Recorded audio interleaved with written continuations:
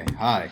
My name is Darren, My name is Sam. and we're working on deep learning issues and explaining some of the problems and solutions that deep learning has currently, in today's world. So we'll get right to it. Yeah, so we wanted to do our project as a kind of literature review of the current state of deep learning. So to get that started, we read a paper called Deep Learning: A Critical Appraisal, and that kind of led us to zero in on two current issues that are in the deep learning field. One is the ability for a deep learning model to transfer knowledge learned in one field to another field, and the other is the ability of a deep learning model to have inferential capabilities kind of beyond what was in its training data.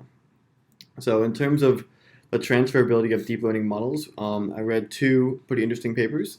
The first one was called Actor Mimic Deep Multitask and Transfer Reinforcement Learning.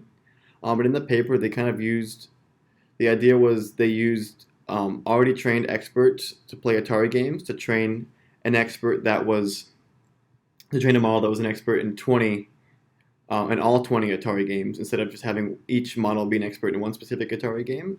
And what they saw from doing this is that actually the model that was an expert in all games was able to learn a new game much quicker than a randomized model that was just starting out from scratch, learning the game itself.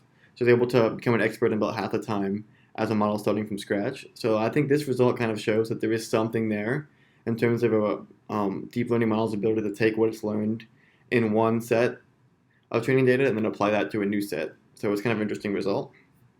And then the other paper that I read that was pretty interesting was called Boosting Self-Supervised Machine Learning with Knowledge Transfer.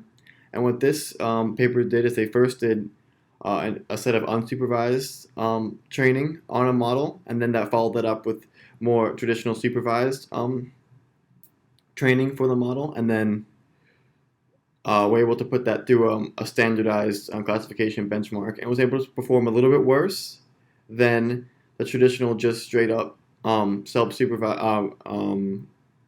supervised machine learning models that are trained with labeled training data. But the fact that it was able to do so with much less by automatically labeling the data from the unsupervised machine learning, which was done first, shows that there could be something there in terms of a model learning something in an unsupervised manner and then being able to transfer that knowledge to a more supervised machine learning setting and then achieving results which are not much lower than the results achieved from just a more traditional supervised machine learning model. And then Darren will talk about the inferential capabilities of machine learning models. Yeah. So I'm going to be talking about how deep learning models generally struggle with open-ended inferences. So in many NPL or natural processing language models, the model fails to really differentiate between nuanced word orders, such as if you had John promised to leave Dan, or Dan promised John to leave. A lot of models can't really handle the nuanced differences in between those. We did, however, find some groups that have looked into solutions and how to solve these problems. So one proposed solution was covered in a paper called A Broad Coverage Challenge Corpus for Sentence Understanding Through Inference. And this group basically worked to develop a new type of data set that would better train the models in order to increase inferential ability. And specifically, they bring this new corpus, a new data set called the MNLI, or Multi-Genre Language Inference data set, which compared to other well-known data sets like one developed by Stanford. So the Stanford NLI dataset has supported developments in modeling for a long time, but it's limited in its coverage and diversity of sentence interpretations. Where the MNLI improves on the SNLI is by including sample text and speech from many different genres, and it also increases the difficulty by a much greater percentage by including a lot of sentences tagged with distinct linguistic phenomena, um, which is missing from the SNLI, which leads to less intelligent training models.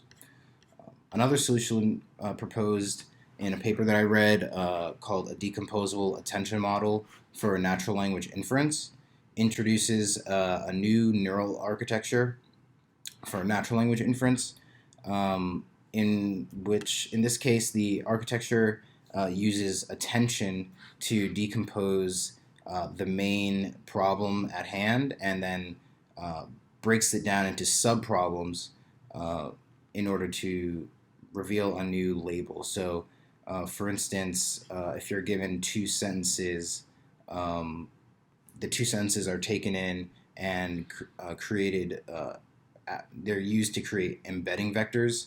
The soft alignment is applied to decompose your input sentences into subproblems, and those vectors are aggregated and input into a feed-forward neural network, which is your standard network where your inputs go through hidden layers and are used to predict an output. And we included some results in our paper as well. The results are pretty interesting, and it shows that there are other models that can be used to compare sentences, and there's being improvements made on those models all the time. And to wrap it up, through our review, we really came across some cutting edge literature in deep learning, and we really feel like we were able to learn a lot in terms of answering our questions and our goals that we set out to answer in the beginning of our research. We feel we were able to do a pretty good job, and we did find that a lot of the papers were pretty difficult to understand. But in the end, searching through and finding a bunch of different categories within deep learning really broadened our understanding of the subject. So thanks for watching. Thanks. And this was our literature review.